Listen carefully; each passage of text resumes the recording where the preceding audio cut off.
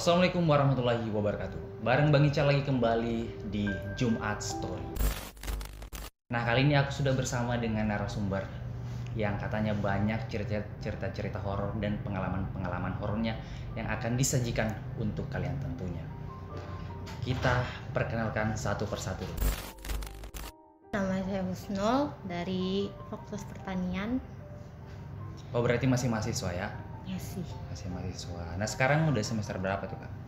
Ini jalan semester 6. Udah semester 6 ya. Ya. Kalau kakak sebelahnya nih? Nama saya Hasriani Hasmir. Hasriani Hasmir. Iya. Sama juga? Iya. Oke. Nah, mungkin kita satu-satu ya untuk membahas mungkin. Mungkin dari Kak Husnul dulu deh atau dari Kak Hasni gitu. Gimana? Dari Kak Husnul dulu ya. Iya. Nah, bisa diceritakan tuh kayak pengalaman yang paling horor yang membuatmu sampai takut gitu. Paling horor ya.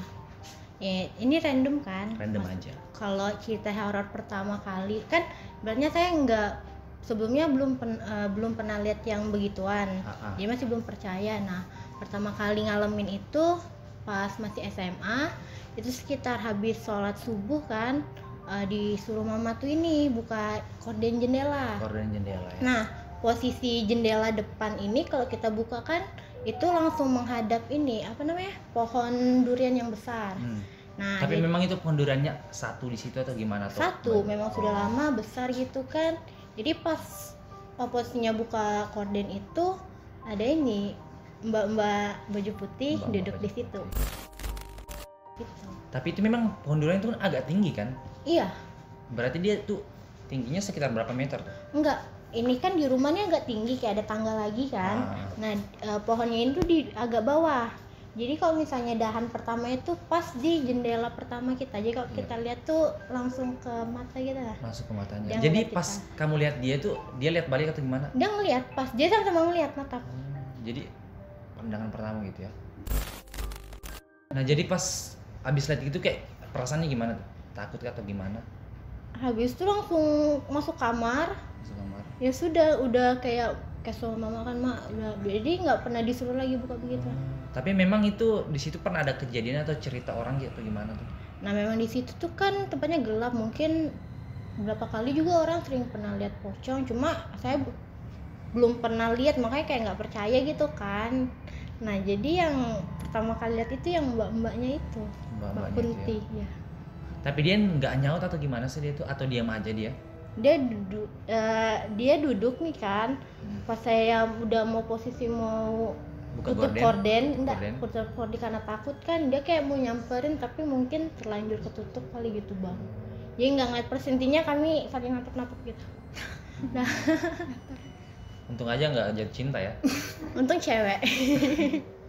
Ya tapi memang banyak sekali gitu Kak. Kalau misalkan kadang kayak kita di suatu tempat ya, apalagi misalkan tempat itu terbilang angker, banyak orang yang mengatakan angker, itu kayak memang perasaan kita jadi aneh ketika kayak baru pertama lihat kali begitu. Bahkan juga ada orang yang sampai langsung jatuh pingsan, bahkan kesurupan, dan juga bahkan ada orang yang sampai meninggal gara-gara pernah lihat gitu. Apalagi orang-orang yang berani sekali untuk nantengin begitu. Apa kok nih aku mau gini. Nah, biasanya kayak gitu sih. Tapi dari orangnya lagi gitu loh. Tapi sehabis itu nggak ada lagi kayak pernah kayak ngalamin gitu. Lebih sering. Kalau pengalaman paling horor sih yang pas di kos kampung 4 sebelum saya pindah ke kos kampung 1. Itu daerahnya dekat mana tuh? Di dekat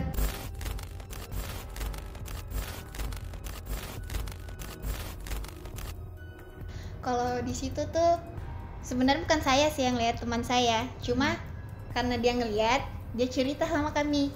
Ini kan malam selesai makan, terus ngisi air buat simpan di kulkas. Jadi dia ke belakang simpan air di kulkas. Pas dia balik, lihat wastafel tuh kan, wastafel tempat cuci piring. Ada perempuan berdiri.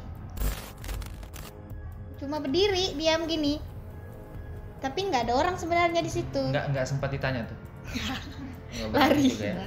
Terus langsung masuk kamar. Terus dia cerita, dia bilang lihat cewek rambut baju putih panjang rambutnya. Terus kami diam karena memang kos kami tuh angker kan. Kami diam kan, itu sudah jam berapa ya, mau tengah malam, jam 11. Jadi kami lari. Jadi nggak nginap di situ? Enggak, langsung telepon KAI bilang, Kai boleh nginap di rumah nggak, bilang gitu. Langsung ke rumah Kai malam-malam jam 11. Jadi memang itu pertama kali atau memang sudah keseringan diganggu? Itu sudah sering sih. Tapi baru menampakkan wujudnya gitu? Iya, teman saya yang lihat. Kalau malam-malam sebelumnya itu bau kamar kami. Terus cerita sama Kai kan Iya. Kai itu orangnya bisa lihat gitu. Terus Punya dia kemampuan lah ya bisa Iya. dikatakan. karena dia kan pernah ke kos kami, dia bilang di situ tuh memang banyak hantunya. Iya, di apa di ruang tamu tuh yang paling gede katanya. Kalau Tapi pernah tanya-tanya nggak kayak misalkan itu rumah itu pas kamu pindah misalkan nih udah kayak ada selamatan gitu atau syukuran gitu? kayaknya nggak pernah deh, Nggak pernah karena ya? kos kan. Soalnya senior saya juga di situ ada yang bisa ngeliat gitu. Dia cerita yang di belakang tuh kayak putri gitu, pakai mahkota. Iya, Tapi ada juga anunya bawahannya, karena kan di belakang tuh sungai. Oh gitu. Katanya yang gituan tuh suka air. Dia butuh air katanya. Jadi Terus itu di belakangnya tuh kayak gimana sih itu yang kosmo di belakangnya? belakang Itu luas kah sungai itu gimana? luas, agak luas, lebih mau berapa meter ya? Berapa 3 meter lebarnya. 3 meter lebarnya. Iya. Tapi kan kami punya dinding tuh, Nah. pagar. Iya, iya. Jadi kalau mau lihat belakang tuh ada seng yang dibolong itu baru kelihatan ke belakang. Belakang tuh juga ada bambu. Oh iya, ada WC katanya juga juga. ya, kayak Iya. misalkan kalau pohon bambu tuh memang kayak tempatnya mereka lah untuk Iya, di situ yang perempuan yang mahkota tuh. Cerita bilangnya dia pernah dikasih mimpi pertama pindah kos itu, dikasih mimpi ketemu sama perempuan yang mahkota tuh. itu cantik, katanya itu cantik. Cantik betul. Putri berarti. Iya, putri mahkota, cantik perempuan tuh katanya. Itu pertama dia pindah kos. Terus tuh yang di WC belakang tuh kan kami juga punya WC umum untuk di belakang. Iya, iya. Di situ juga ada baju putih. Jadi banyak ya. Banyak kan di situ, memang angker sih. Tapi ini udah pindah kos. Udah pindah. Udah pindah. Iya. Tapi di kos sekarang gimana? Kos sekarang masih aman ya sih? Aman aja. Mudah-mudahan aman terus lah. Aman, Semoga. semoga. Pengalaman kedua setelah Ya, melihat oke, itu. oke, pengalaman kedua. Pengalaman kedua itu Ini lebih serem atau lebih enggak nih? Enggak serem. ini pasti pagi, tapi lebih pagi lagi jam 7. Oh. Karena satu keluarga tuh kan pada berangkat. Jadi tinggal saya sama adik saya yang di rumah tuh berdua. Jadi kami disuruh kan dikasih tugas sama bapak sama mama kan, kalau saya pagi tuh dibuka jendelanya, dikasih mati lampu sebelum pergi ke sekolah. Oh, berarti ini cerita lanjutan yang tadi. Enggak, itu udah berapa bulan setelah melihat yang pertama. Oh, iya iya. Habis itu tinggal di rumah tuh kan sendirian berdua, ngelihat yang habis itu kan ini posisinya hantunya di kamarnya mama. Jadi di kamarnya tuh jendelanya tuh agak tinggi dari tanah tuh kan. Ngelihat dibuka jendelanya, habis itu ngelihat ada jari begini. Iyalah, jadinya tuh begini, berdarah. Benar. Iya. Tapi memang itu kayak nggak pernah kayak ada orang yang pintar situ terus dia bilang oh ini sebenarnya dia mau begini, ini sebenarnya mau begini, sebenarnya ada yang mau tahu. dikomunikasikannya sebenarnya gitu. Enggak sih, enggak. Belum kan ibaratnya cerita ke bapak, habis itu mungkin dia cuma mau nampakkan aja kali gitu. Jadi ya udah sampai di situ. Cuma ya habis itu pasti nggak tinggal di rumah, tinggal sama tante yang di sebelah karena kan sudah takut ada yang begituan. Itu di rumah sendiri atau gimana? Di rumah sendiri. Berarti di rumah sendiri berdua, nggak ada orang, ngeliat yang begituan kan pasti parno, takut kan. Habis itu ya tinggal sama tante di sebelah. Ini kamu yang lihat ini ya, yang Iya. tangan gini. Bagaimana perasaan pada saat itu? Ya horor lah, tangannya pucat berdarah-darah gimana juga. Jadi ini agak mirip-mirip sih seperti kayak urban legend gitu. Iya. Jadi ada sebuah urban legend yang pernah mengatakan itu kayak kalau ada orang tidur ya, kepalanya itu nggak nempel dengan kepalanya temannya. Misalkan dia tidur berdua. Ya, jadi dia itu setiap malam ini hantunya ceritanya. Kita itu harus nempel gini. Kepala sama kepala ketemu.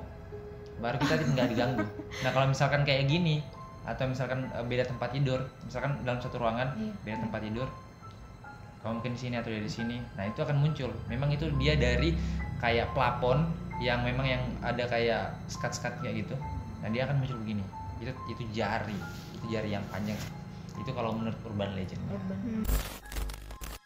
bang, doang. Baru-baru aja pas SMA itu yang pertama kali yang sama Kunti itu. Habis itu nggak tahu karena lagi dapat, habis itu lagi sakit gitu kan pasti ketemu, pasti ngeliat. Memang kalau perempuan habis lagi dapat gitu memang lebih sensitif biasanya Katanya. sih untuk bagian orang. Jadi kalau misalnya itu ya banyak-banyak baca doa. Saya sering lihat begituan kalau haid. Kalau dari kamu sendiri ada lagi? Yang kalau yang kos kami yang kampung 4 tuh pernah satu malam ada ketok-ketok pintu. Mau jam 12 malam sudah sih. Terus kan kalian punya grup chat. Terus nanya di grup chat. Ini Siapa yang ngetok? Iya, siapa yang ngetok katanya. Sudah berapa kali? Sudah 3 kali ngetok kan. Pertama diketok nggak ada yang nyaut. Terus ngetok lagi, terus kan nyaut di grup. Nggak tahu Kak bilangnya. Nggak tahu, terus keluar kami semua. Takutnya maling kan, karena pintu depan juga belum dikunci. Jadi senior kami tuh ngunci pintu depan, tapi masih ada juga yang ngetok tuh. Jadi kami ngumpul dari tengah malam sampai jam 2-an baru kami masuk kembali ke kamar masing-masing. Aku juga dengar sih ngetok di yang paling serem tuh kalau di kos kami tuh kamar yang paling belakang dekat dapur. Situ paling itu memang itu nggak ada yang tempatin tuh. Ada kemarin, tapi sebelum yang ngetok-ngetok tuh sebelum ada yang ngisi. Di situ sih paling serem katanya, karena sudah berapa orang tuh Kesurupan. Iya, ada yang kesurupan. Itu tahu sih teman saya yang satu. Maka nanti kita tampilin gambarnya. Iya, bukan teman kami. Dia lebih tahu sih kalau yang kesurupan tuh. Karena dia merasakan ya. Iya. Tapi nggak tahu sih bagaimana rasanya kesurupan. Iya, saya juga pernah kesurupan. Semoga tidak pernah. Jadi di antara temanmu ini ada nggak yang kayak orang yang bisa merasakan kayak hawa-hawa negatif begitu dari makhluk halus? Ada teman Antara saya. kami nih. Oh, kalau yang ini nggak tahu. Ada.